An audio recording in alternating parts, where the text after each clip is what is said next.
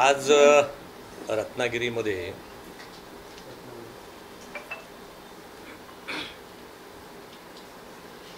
जे लोकसभेच्या निवडणुकीला आम्ही जनतेला आश्वासित केलं होतं,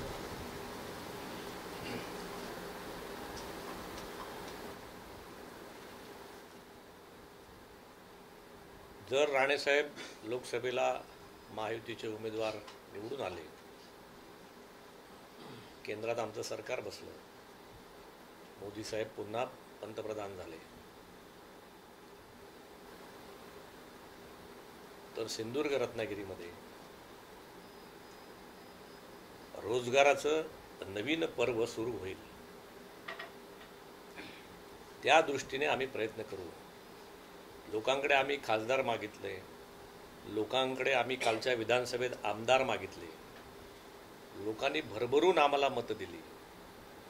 लोकांनी केंद्रात आमचे पंतप्रधान बसवले, राज्यात मुख्यमंत्री बसवले. आता कोकणात जे गेले अनेक वर्ष रोजगाराच्या निमित्ताने स्थलांतरण होते, ते थांबवण्यासाठी कोकणामध्ये आता प्रकल्प यायलाच हवेत, रोजगार निर्माण व्हायलाच हवा, या उद्देशाने आम्ही कामाला लागलेलो आहोत. आणि त्याची सुरुवात म्हणून जो केंद्रातनं राज्यात आलेला आणि राज्यातून राजापूरमध्ये आलेला जो रिफायनरीचा प्रकल्प आहे, ज्याच्यातून 1.5-2 लाख पोरांना रोजगार मिळण्याची शाश्वती आहे. आमच्या 100-150 किलोमीटरच्या समुद्राचा योग्य उपयोग होऊन बंदरं विकास होणार आहे. अशा प्रकल्पाची मागणी आम्ही पुन्हा जोरदारपणे करण्यासाठी येत्या अधिवेशनामध्ये माननीय मुख्यमंत्री देवेंद्रजी फडणवीस यांना कोकणातल्या सगळ्या आमदारांसह, खासदार आमचे सन्माननीय राणेसाहेबांसह भेटणार आहोत. माननीय रवींद्रजी चव्हाण आम्हाला हा विषय पूर्णत्वास नेण्यासाठी पूर्णपणे मदत करतायत. आणि लवकरच महाराष्ट्रामधला हा विषय जागेचा मिटवून केंद्राकडे या भाजप आणि महायुतीच्या सगळ्या मंडळींच्या माध्यमातून पाठपुरावा करून 2017 पासून रखडलेल्या या प्रकल्पाला पुन्हा पाय फोडण्याचे, पुन्हा चाल देण्याचं काम आम्ही करण्याचं ठरवलेलं आहे. ही आश्वासनाच्या पूर्तीकडे जाण्याचं एक काम आहे. त्यासाठी आम्ही आज काही निवडक मंडळी याचं स्ट्रॅटेजी प्लॅनिंग करण्यासाठी म्हणून आज या ठिकाणी बसलो होतो. काही आमची मंडळी या ठिकाणी आली निवडक, काही फोनवरून त्याने लग्नात मोसम असल्यामुळे अनेक ठिकाणी गेलेत, काही मुंबईत गेलेत. पण लवकरच 16 तारखेपासून होणाऱ्या नागपूर अधिवेशनामध्ये सर्व मंडळींनी, सर्व आमदारांना सोबत घेऊन, खासदार माननीय नारायण राणेसाहेब आणि रवींद्र चव्हाण यांच्या नेतृत्वाखाली आम्ही माननीय मुख्यमंत्री देवेंद्रजी फडणवीस यांना भेटणार आहोत. आणि त्यांनी जी घोषणा महाराष्ट्राचा मुख्यमंत्री झाल्यानंतर जी दिली आहे की महाराष्ट्र आता थांबणार नाही, हा जो संदेश त्यांनी महाराष्ट्रात दिलाय, आता कोकण सुद्धा थांबणार नाही, कोकण सुद्धा विकासाच्या, रोजगाराच्या दिशेने जाईल. त्याचं एक चिंतन बैठक आम्ही आज या ठिकाणी घेतली होती. आमचे अनेक सहकारी या ठिकाणी आहेत. मी त्यांची नावं राजापूरमधलीच आहेत, रत्नागिरीतले आहेत, काही लोक इतर ठिकाणी गेली. पण या सगळ्यांनी आम्ही आमचं आता निश्चित केलं आहे की 16 तारखेनंतर येणाऱ्या अधिवेशनामध्ये याला पुन्हा वाचा फोडायची आणि रोजगाराचं जे दालन, जे पर्व पुन्हा कोकणामध्ये सुरू होईल. जे स्थलांतरण 80% जी घरं बंद आहेत ती पुन्हा उघडावीत, बंदरांचा विकास आणि त्या रिफायनरीच्या माध्यमातून 1.5-2 लाख पोरांना रोजगार, हे उद्दिष्ट ठेवून आम्ही कामाला लागलेलो आहोत. म्हणून आज या ठिकाणी आपल्याला निमंत्रित केलेलं आहे. आता याच्यामध्ये अनेक लोकांच्या मनात शंका आहे की पर्यावरणाचं याच्यामध्ये काळजी कशी घेतली जाईल.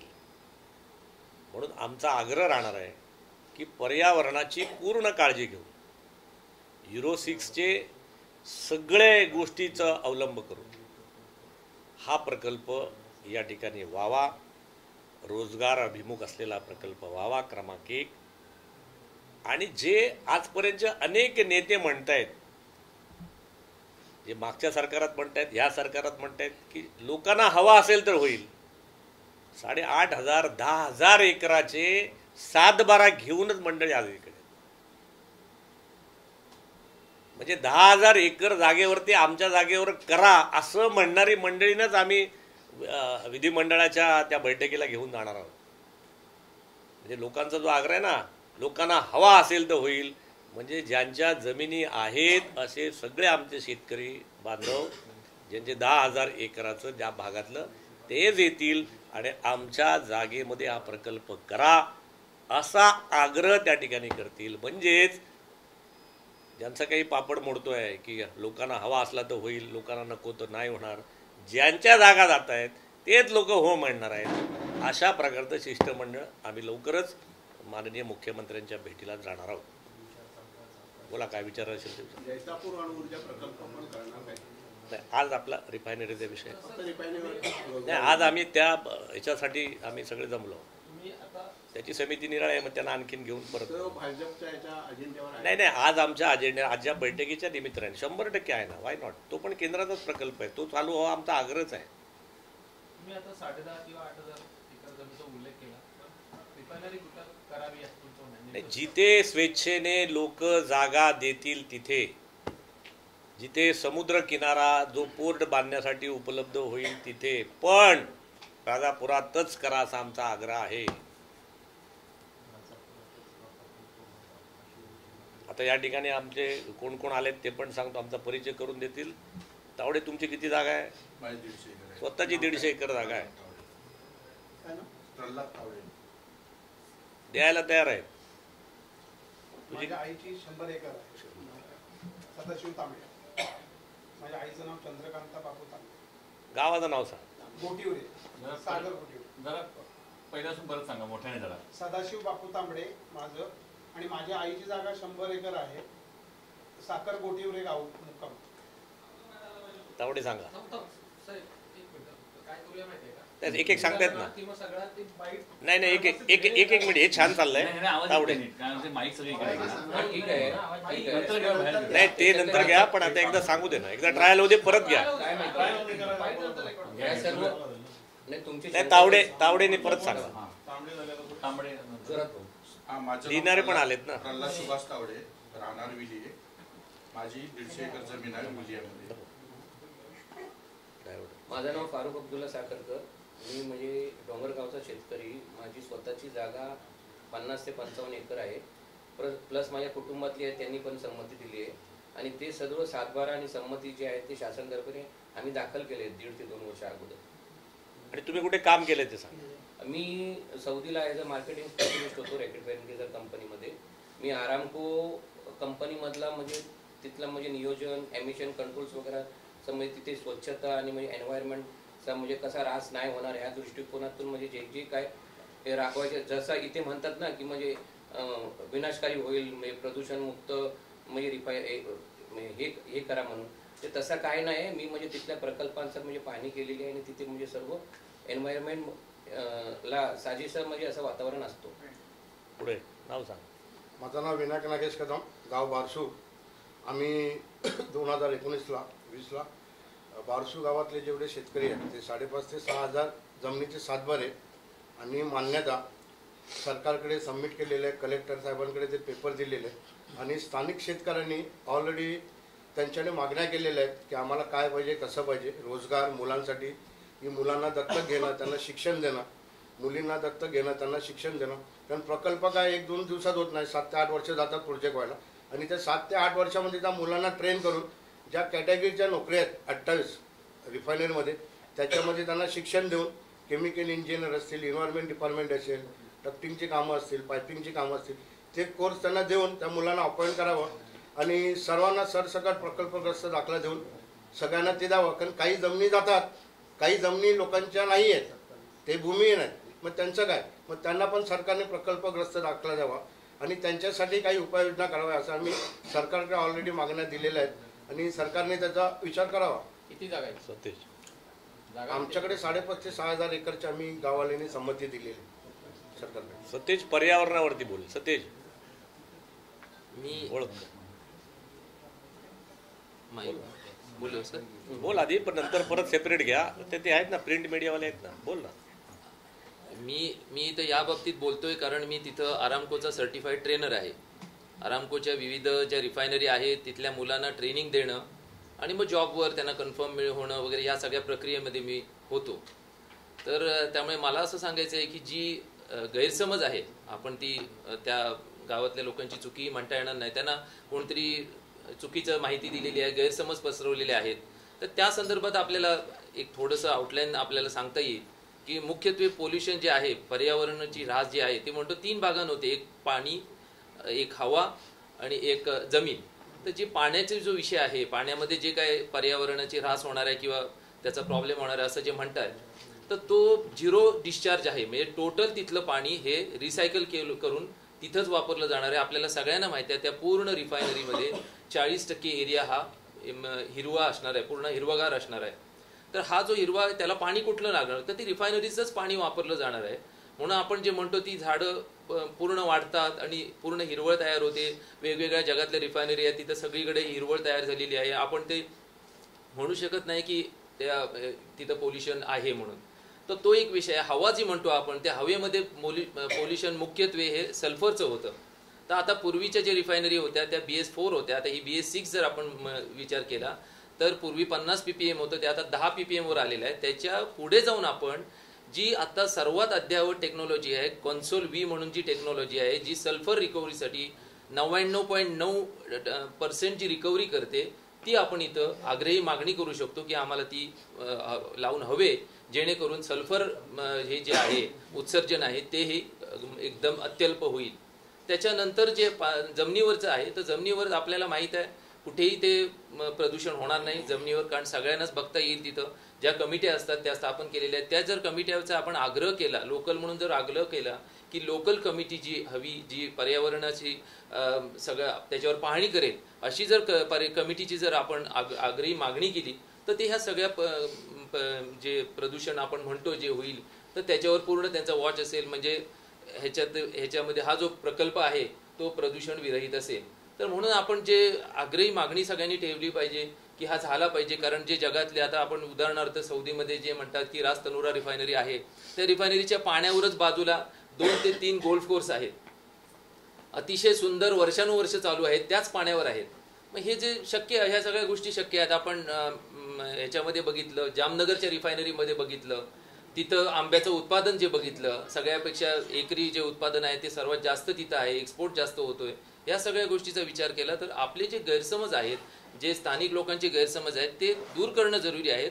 आणि ते आम्ही जगात सगळीकडे फिरलेलो आहेत, आम्ही ज्या याच्यामध्ये इन्व्हॉल्व आहोत ते आम्ही जबाबदारी घेतो की ते आम्ही आमच्याच लोकांचे गैरसमज दूर करायला प्रयत्न करू. आणि ही सगळ्यांच्या संमतीने हा अतिशय जगातला आणि आपल्या भागासाठी सर्वात अति महत्त्वाचा जो प्रोजेक्ट आहे तो आपण कार्यान्वित लवकरात लवकर होण्यासाठी प्रयत्न करू.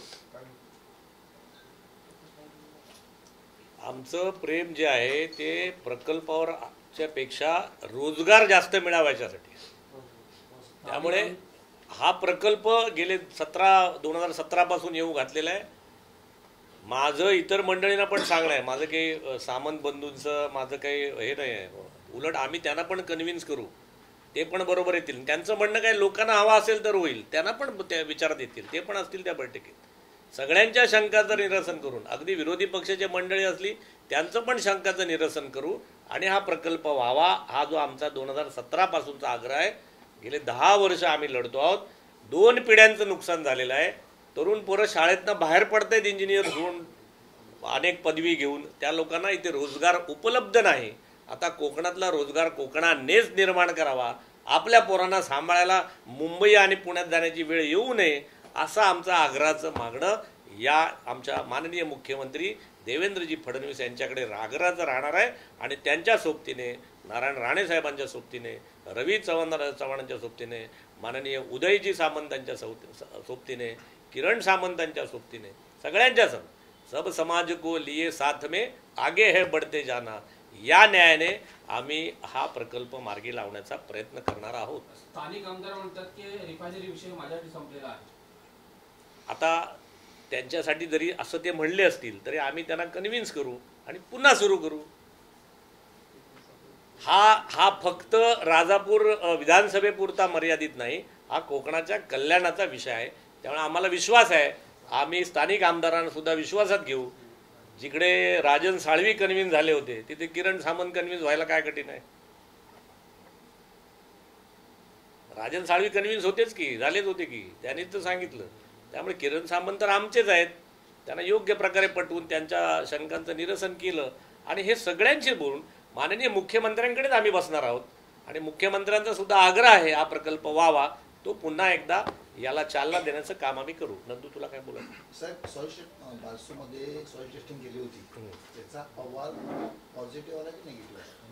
नाही, तो आता अहवाल आम्ही घेतलेला नाही, कारण त्याच्यानंतर तो विषयच बंद झाला. बरोबर ना, तो निवडणुकीनंतर करायचं असं ठरलं. माझं तर म्हणणं आहे, काही लोकांना असं पण वाटेल नाणारला व्हावा का बारसूला व्हावा, असं पण असू शकतं. मी जामनगरचा तुम्ही जर अभ्यास केलात तर जामनगरमध्ये 5,000 एकरामध्ये बागायती आहे, ग्रीन कव्हर आहे. 3,500 एकरामध्ये देशातले जे प्राणी आहेत, ज्याला अपघातात झालेले हत्ती असेल, वाघ असेल, जे काय म्हणतो आपण त्याला, त्याचं प्राण्यांचं हॉस्पिटल केलं आहे 3,500 एकरामध्ये. आणि अनंत अंबानी त्यांचा जो मुलगा आहे तो स्वतः ते बघतो, कधी गुगलवर जाऊन बघा. 3,500 म्हणजे नुसतंच काय नाणार भागामध्ये प्रकल्प होईल का बारसूत? माझं तर म्हणणे सगळ्या भागामध्ये काही नाही काही आस्थापना होतील. 100 MSME देतील, कारण 6,000 प्रोडक्ट त्याच्यापासून तयार होतात. सगळ्यात मोठं म्हणजे आपण ज्या बिस्लरीच्या बाटलीतनं पाणी पितो ना, ते सुद्धा क्रूड ऑइल आहे. त्याचा रेट जामनगर ठरवते. म्हणजे एका प्रकल्पावरती अंबानी कुटुंबीय जगातलं 1 नंबर श्रीमंत झालं. माझं कोकण श्रीमंत व्हायचं असेल तर आम्हाला या प्रकल्पाची गरज आहे. माझ्या कोकणातली पोरं, त्यांची घरं, त्यांना रोजगार मिळाला पाहिजे, ती कुटुंब श्रीमंत झाली पाहिजे. एक अंबानी श्रीमंत होऊन चालणार नाही. त्यामुळे एक प्रकल्पाची ताकद लक्षात घ्या. एका जामनगरवरती जगातला श्रीमंत हा माणूस झाला. आणि जर कोकणातला आपण हा जर सरकारी प्रकल्प आहे, सावकारी नाही, तर सरकारच्या माध्यमातून रोजगार देऊन सगळं सिंधुदुर्ग रत्नागिरी आपला लोकसभा सुजलाम सुफलाम करण्याचा हा प्रकल्प आहे.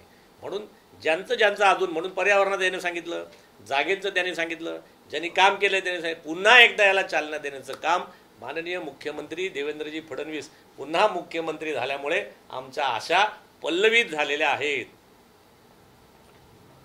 आणि त्यांनी आल्या आल्या आम्हाला संदेश दिलेला आहे, अब महाराष्ट्र रुकेगा नाही. आता महाराष्ट्र थांबणार नाही, तो विकासाच्या दिशेने जाईल. आमच्या आशा पल्लवित झालेल्या आहेत. आम्ही पुन्हा एकदा त्यांना भेटणार आहोत. आणि काय कोणाला विचार? नाही, आता नाही, प्रेस चालू आहे. बोला. नाही नाही, त्यांचं काय सर.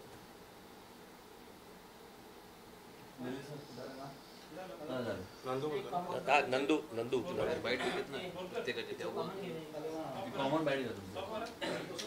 हे देत आहेत ना, सगळे बाईट देत आहेत. बोला. परत घेऊ.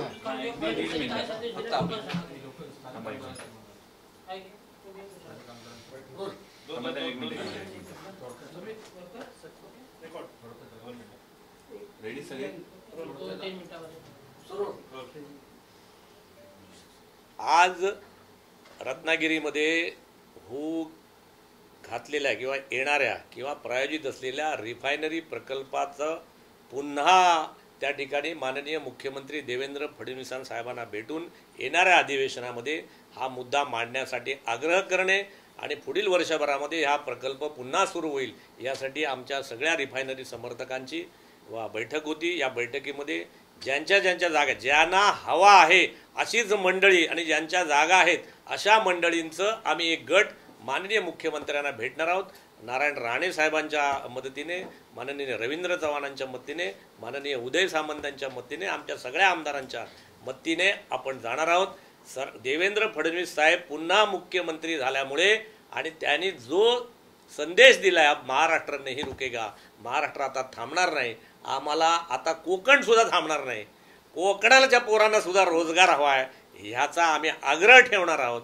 आणि केंद्रात सरकार आलं, खासदार आमचे निवडून आले, आमदार आले, आता आमची जबाबदारी आहे की आमच्या पोरांना, या कोकणातल्या कुटुंबातल्या पोरांना रोजगार देण्याची जबाबदारी आता सरकारची आहे. त्याच्यासाठी आम्ही फडणवीस साहेबांना भेटणार आहोत असा आम्ही निश्चय केला. 16 नंतर आम्ही सगळे नागपूरला जाऊ, प्रत्यक्ष भेट घेऊ आणि आग्रहाने सांगू की आमच्या कोकणाला आम्ही आमदार दिले, आम्ही खासदार दिले, आता माननीय मुख्यमंत्रीजी आता आम्हाला रोजगार द्या, याच्या मागणीसाठी आम्ही जाणार आहोत. हा प्रकल्प महाराष्ट्राबाहेर चालला अशी मध्यंतरी बातमी आली, त्या संदर्भात काय माहिती घेऊ? महाराष्ट्राच्या बाहेर तो जामनगरमध्ये ऑलरेडी आहे, पण आपण जर केला नाही तो आंध्रला जाईल, तो पुन्हा गुजरातला जाईल. ज्या ठिकाणी समुद्र किनारा आहे त्या ठिकाणी हा प्रकल्प उभा राहील. कारण या देशाला क्रूड ऑइलमध्ये आणि त्याच्यावरच्या पेट्रोलियम प्रोडक्टमध्ये स्वयंपूर्णता आणायची आहे. जगामध्ये अनेक ठिकाणी युद्ध चालू आहेत, समजून घ्या. आता अमेरिकेतला देशाचं नेतृत्व सुद्धा बदललेलं आहे. जगात युद्धजन्य परिस्थितीमध्ये देशाला जर स्वयंपूर्ण करायचं असेल क्रूड ऑइल सगळ्या पेट्रोलियम प्रोडक्टवरती, तर देशाला हा प्रकल्प करावाच लागेल. तो आम्ही नाही केला तर या कुठल्या तरी राज्यात तो होणार आणि मग आपण बोलत राहू की प्रकल्प बाहेर गेला म्हणून. त्यामुळे येणारा प्रकल्प घालवायचा आणि गेलेल्या प्रकल्पाबद्दल नंतर बोंबाम करणे विरोधी पक्षाचं काम आहे. आम्हाला त्या भानगडीत पडायचं नाही. आम्हाला प्रकल्प हवा आहे, आम्हाला रोजगार हवा आहे. आम्ही खासदार दिले, आम्ही आमदार दिले, तुम्ही आम्हाला रोजगार द्या, हीच आमची मागणी आहे. असंही समजते की आरामको कंपनीने या प्रकल्पामधून आपला पाठिंबा काढलेला आहे. आता नक्की काय प्रकल्प कोणीही पाठिंबा काढलेला नाही. हा प्रकल्प होऊ शकतो. देशाला गरज आहे, ज्यांच्याकडे क्रूड ऑइल त्यांना सुद्धा गरज आहे आणि त्यांना एका मोठ्या बंदराची गरज आहे. जे बंदर सिंधुदुर्ग आणि रत्नागिरीला किनारा लाभलेला आहे. त्यामुळे सगळ्यांना या प्रकल्पाची आणि या सगळ्या गोष्टीची गरज आहे. देशाला गरज आहे. 2% GDP वाढवेल. देशाला GDPची पण गरज आहे. देशातल्या पोरांना रोजगाराची गरज आहे. समजून घ्या. सर्वे अपि सुखी न संतु सर्वे संतु निरामया. सगळ्या लोकांना सुखी करण्याची ताकद या प्रकल्पात आहे. राहिला प्रश्न पर्यावरणाचा, राहिला प्रश्न जमिनीचा, राहिला प्रश्न ज्यांना हवा आहे त्यांना होण्याचा, तीच माणसं आली आहेत. पर्यावरणाची काळजी घेऊ शकतात त्याची पण सांगणारी मंडळी आहे. त्यामुळे आता आम्हाला रोजगार दाखवा आणि पुढच्या निवडणुकीला सामोरं जा, हे आम्ही आमच्याच सरकारला सांगणार आहे.